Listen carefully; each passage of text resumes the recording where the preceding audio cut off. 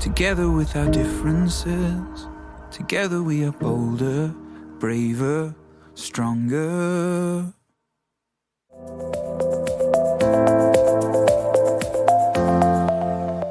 We live in a world that's more connected than ever before. But connection doesn't always mean understanding. You can work in a global company, sit in international meetings, collaborate across time zones, and still miss the meaning behind what people are really saying. And that's where cultural intelligence comes in. Welcome to Holding Conversations, the space where we use conversations to turn life's transitions into lessons for growth.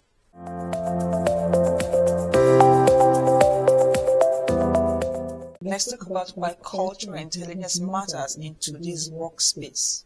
But first, what is cultural intelligence?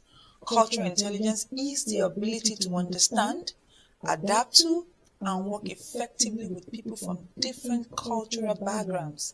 That capacity to recognize cultural patterns, interpret behaviors accurately, and adjust your communication or actions in diverse environments. And trust me, it's not just a nice to have, it's a career superpower.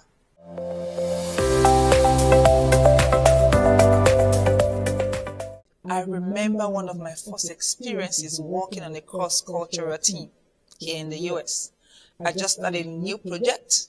I was excited, full of ideas, and ready to collaborate. But during our first few meetings, something felt off. Whenever I shared thoughts, I was initially met with silence, no reactions, just quiet. At first, I thought my ideas weren't strong enough, or if once again my accent was getting in the way. But over time, I realized it wasn't all about that.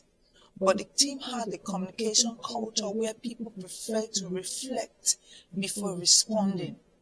That moment taught me something powerful, that effective communication isn't just about speaking well, it's about understanding context. Once I adapted, everything changed. Collaboration improved, respect deepened, and trust grew naturally.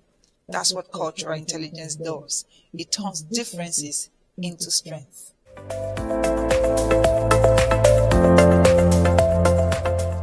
Going through something similar? Let me share some actionable tips with you. First, understand cultural norms and stay curious. Every culture has a rhythm. How people greet, how they disagree, how they make decisions, even how they build relationships. Don't assume your way is always right. Stay curious, ask questions, observe patterns.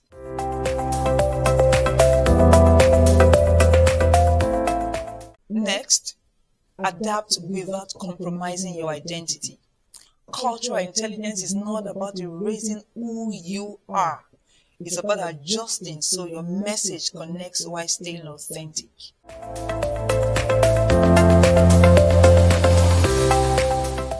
Third, build strong cross-cultural relationships.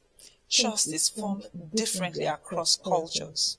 In some places, trust comes from efficiency. In others, it comes from personal connections. Learn what matters most to the people you work with.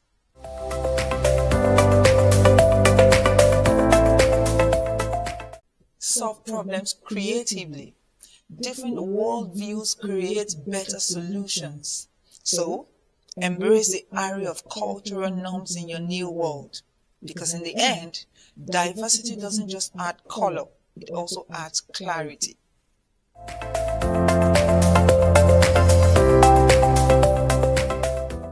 Lastly, lead with empathy.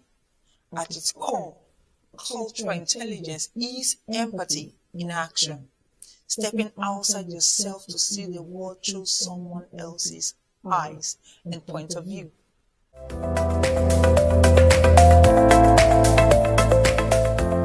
When I think about cultural intelligence, I think about the bridge it creates between who we are and the people we work with. As immigrants and global citizens, we constantly navigate multiple worlds. And instead of seeing that as exhausting, what if we saw it as empowering? You don't just belong to one culture anymore. You operate across many, and that's your advantage. So, as you enter your next meeting, project, or collaboration, remember, cultural intelligence isn't about changing yourself to fit in. It's about expanding yourself so you can connect better.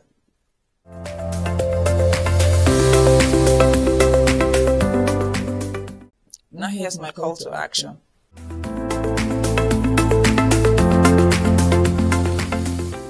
Have you ever worked on a team where cultural differences made things challenging or enriching? How did you navigate it? Share your story in the comments, or tag Holding Conversations in your post, or send an email to the immigrantsdiary@gmail.com. Also, subscribe to the channel and share this episode with someone who's currently working across cultures. Because in today's global world, success doesn't belong to the smartest person in the room. It belongs to the most culturally intelligent one. And until next time, keep holding space for growth, for grace, and for greatness.